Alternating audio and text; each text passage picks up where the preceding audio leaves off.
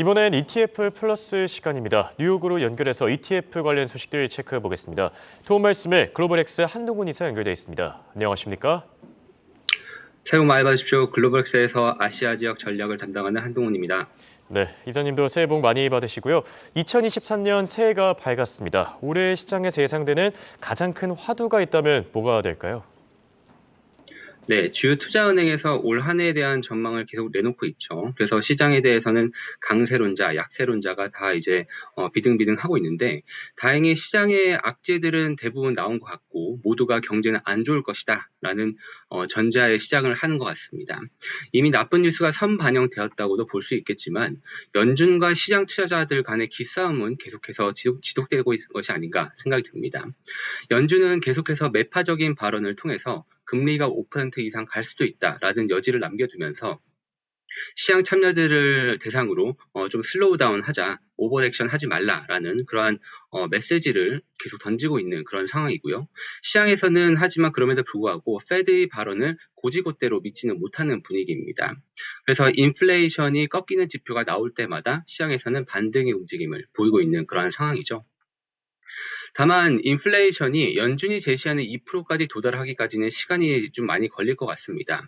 9%라는 고점에서 4%, 5%까지 떨어지는 것은 커머디티라든지 식품 가격 하락 등을 통해서 조금 빠르게 빠질 수 있겠지만 한 차례 레벨 다운 되고 나서부터는 2%까지 도달하려면은 결국 미국의 현재 장기적인 그런 시스템 문제가 해결돼야 되지 않을까 싶습니다. 예를 들어서 서플라이 체인 이슈 같은 경우는 한두에 해결되는 것이 아니죠. 그렇기 때문에 장기적인 해결이 필요할 것으로 보이고요.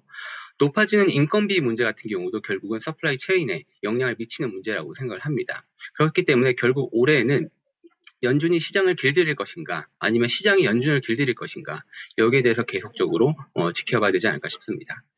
네, 올해 역시 인플레이션과 금리 인상, 여기에 경기 침체까지 화두가 되지 않을까 싶고요. 최근 시장의 흐름 중에서 금 가격 심상치 않습니다. 올해 사상 최고치를 찍을 거다 이런 평가들도 나오고 있는데 월가의 반응 어떻습니까? 네, 맞습니다. 금 가격이 최근 6개월 이래 최고치를 기록하였습니다. 개장 첫날인 1월 3일, 몇 시간 전이었죠? 조금 전이었죠. 금 가격이 1% 오른 1,844불로 마감을 하였는데요.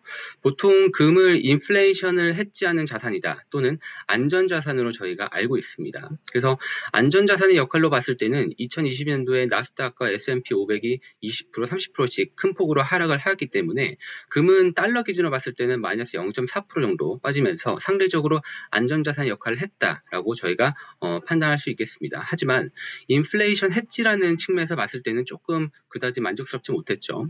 인플레이션이 한국 같은 경우는 5% 정도, 미국은 현재 7% 정도를 기록하고 있는 과정에서 마이너스 성과를 냈기 때문에 방어가 되지 않았습니다. 거의 더군다나 이제 환율까지 포함하면은 한국인 입장에서는 한국 투자자 입장에서는 마이너스가 기록했었죠. 왜냐하면 달러 가격의 강세 영향이 컸기 때문입니다. 보통 금 같은 원자재 같은 경우는 달러로 구매를 하기 때문에 달러 강세, 결국 자국 통화 약세로 갈 경우에는 금을 살 수 있는 양이 줄어들기 마련이겠죠. 그렇기 때문에 달러 강세는 결국 금 가격의 하락, 커머디티 가격의 하락으로 이어지게 됩니다.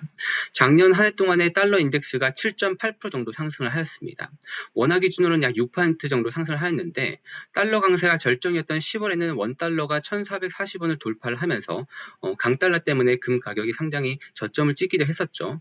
하지만 그 이후에 인플레 완화에 따른 금리 인상 완화 기대감이 높아졌고 미국 금리 수준도 이제 고점을 찍고 내려오면서 달러가 약세로 전환함에 따라서 금 가격에는 상승 요소로 작용을 하고 있습니다. 네, 그렇다면 이렇게 금과 관련된 소식들 다양하게 살펴봤습니다. 투자자들 입장에서는 ETF 관련 소식들도 궁금할 것 같은데 금과 관련된 ETF 어떤 부분들을 보면 좋겠습니까? 네, 사실 금을 직접 살 수도 있겠습니다만 금을 보관하는 것이 일반 투자자 입장에서는 상당히 좀 번거롭겠죠. 그렇기 때문에 개인 투자자들의 입장에서는 ETF로 많이들 접근하실 수 있겠는데요. 실물 금에 투자를 하는 ETF와 금 채굴 기업에 투자하는 주식형 ETF 두 가지를 살펴볼 필요가 있을 것 같습니다. 물론 그 이외에도 금 선물에 투자하는 파생형 ETF도 있습니다. 하지만 가장 규모가 큰 ETF는 티커명 GLD라고 해서요. 규모는 530억 달러, 68조 원 정도 수준인데요. 실제 금을 보유하는 그런 특징을 가지고 있습니다. 그렇기 때문에 실제 금을 보유하다 보니까 금 선물에서 발생하는 그런 가격 괴리하는 좀 그 괴리가 좀 적겠죠. 하지만 금을 실제로 보관을 하기 때문에 보관이라든지 운송, 관리 비용이 들 것으로 보입니다. 두 번째는 이제 GOEX, 티커명 GOEX라는 ETF인데 이것은 금을 채굴하는 기업에 투자를 하는 주식형 ETF입니다. 일반적으로 원자재보다는 원자재 채굴 기업들이 원자재 가격 이외에도 기업 운영에 뭐 필요한 차입이라든지 레버리징을 일으키다 보니까 실물보다는 가격 변동성이 좀 더 크게 마련입니다. 그렇기 때문에 기본적으로 이제 좀 기존에 있는 금 ETF보다는 이제 레버리지라고 경향이 좀 있다고 봐야겠죠. 그래서 보통 비교하시는 게 금 선물 레버리지 ETF가 있는데 선물 레버리지 ETF 같은 경우는 투자 기간이 길어질수록 실물과의 가격 괴리가 높아질 수 있고요. 레버리지형 ETF 같은 경우는 보수가 좀 높기 마련이죠. 그렇기 때문에 금 레버리지 ETF에 투자하신다라고 한다면은 주식형 ETF도 대안될 수 있지 않을까 싶습니다. 성과를 보게 되면은 작년 한 해 동안의 GLD가 마이너스 0.7% 정도 하락했던 가운데 GOEX는 14% 정도 하락을 하였고요. 다만 금 시장이 반등을 하면서 최근 3개월 동안의 GLD가 9.69% 상승하는 가운데 GOEX는 24% 정도의 상승세를 보였습니다. 이상 글로벌X 한동훈이었습니다.